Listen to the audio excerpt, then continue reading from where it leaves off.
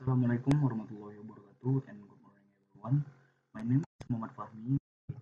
Number registration 200705098. And as you can see, I want to explain about PRAAT at forensic linguistics. And without further ado, let's get started our presentation. Introduction.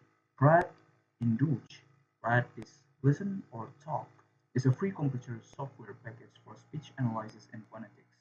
It was designed and continues to be developed by Paul Boersma and David Winning at the University of Amsterdam. It can run on a wide range of operating systems including various versions of Unix, Linux, Mac, and Microsoft Windows, such as 2000, XP, Vista, 7, 8, and 10. The program supports speech synthesis, including articulatory synthesis. Forensic linguistics, legal linguistics, or language and law is the application of linguistic knowledge and methods and insights to the forensic context of law, language, and crime investigation, trial, and judicial procedure.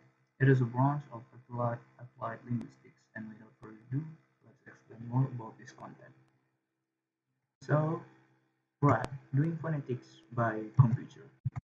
Welcome to PRAAT. PRAAT is a speech analysis tool used for doing phonetics by computer. PRAAT can analyze, synthesize, and manipulate speech and create high-quality pictures for your publications. PRAAT was created by Paul Boersma and David Winning of the Institute of Phonetic Science of the University of Amsterdam. Some of PRAAT's most prominent features are speech analysis. PRAAT allows you to analyze different aspects of speech including pitch, format, intensity, and voice quality. Speech synthesis. PRAAT allows you to generate speech from a pitch curve and filters that you create, such as acoustic synthesis, or from muscle activities, articulatory synthesis, speech manipulation. PRAAT gives you the ability to modify existing speech utterances. You can alter pitch, intensity, and duration of speech. Speech labeling. PRAAT allows you to custom label your samples using the IPA International Phonetics Alphabet and annotate your sound segments based on the particular variables you are seeking. To analyze multilanguage text-to-speech facilities allows you to segment the sound into words and phonemes. Grammar models. With PRAAT, you try out optimality, theoretic, and harmonic grammar learning, as well as several kinds of neural network models. Statistical analysis. PRAAT allows you to perform several statistical techniques, among which multidimensional scaling, principal component analysis, and discriminant analysis. For more information, consult the website praat.org, which has PRAAT tutorials in several languages. Forensic linguistics. Forensic linguistics, legal linguistics, or language of law is the application of the linguistic knowledge, methods, and insights to the forensic context of law, language, crime investigation, trial, and judicial procedure. It is a branch of applied linguistics. There are principally three areas of application for linguists working in forensic context, such as first is understanding language of the written law. Two, understanding language in forensic and judicial process, and three is the provision of linguistic evidence. The discipline of forensic linguistics is not homogeneous. It involves a range of experts and researchers in different areas of the field. Forensic text type. Emergency call. In an emergency call, recipient or emergency operator's ability to extract primarily linguistic information in threatening situation and come up with the required response in a timely manner is crucial to the successful completion of the call. Emphasis on intonation, voice pitch, and extent to which there is cooperation between the caller and the recipient at any one time are also important in analyzing an emergency call. Full cooperation, including frank and timely responses. Ransom demands. Ransom demands or threat communication is the threat is a counterpart of promise and is an important feature in a ransom demand. Ransom demands are also examined to identify between genuine and false threats. An example of ransom note analysis can be seen in the case of Lindbergh kidnapping. There are first ransom note, or sometimes referred to as a nursery note, stated, "We warn you for making anodyne public, for notify the police, and child is in good care."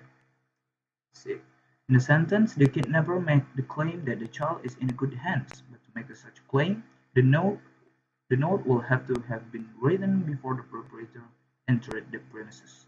Therefore, the claim is false at the time of writing, since the kidnapper had not even encountered the child when he wrote the note. Kidnappers might write statements that later end being true, such as your child is being held in a private location when written ahead of time. Suicide letters. A suicide letters or a suicide note is a typically brief, concise, and highly professional with a degree of evasiveness. A credible suicide letter must be making a definite and equivocal proposition in a situational context. The proposition of genuine suicide is thematic, directed to the addresses or addresses, and relevant to the relationship between them and the writer. Suicide notes generally have sentences alluding to the act of killing oneself or the method of suicide that was undertaken. The contents of a suicide note could be intended to make the addressee suffer or feel guilt. Genuine suicide letters are short, typically less than 300 words in length. Extra notes or irrelevant material is often excluded from the text. Death row statements. Death row statements either admit the crime, leaving the witness with an impression of honesty and forthrightness, or deny the crime, leaving the witness with the impression of innocence.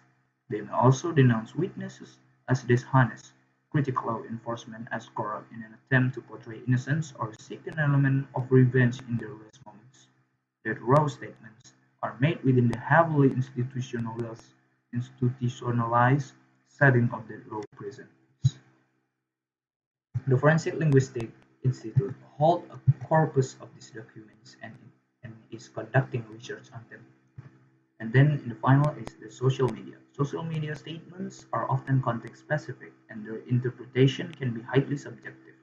Forensic application of a selection of stylistic and stylometric techniques has been done in a simulated authorship attribution case involving texts in relation to Facebook. Analysis of social media postings can reveal whether they are illegal or unethical or whether they are not. I think that's all that I want to explain about PRAAT and forensic linguistics, and thank you everyone for watching, and I hope you guys have a good day. Assalamualaikum warahmatullahi wabarakatuh, and good morning everyone.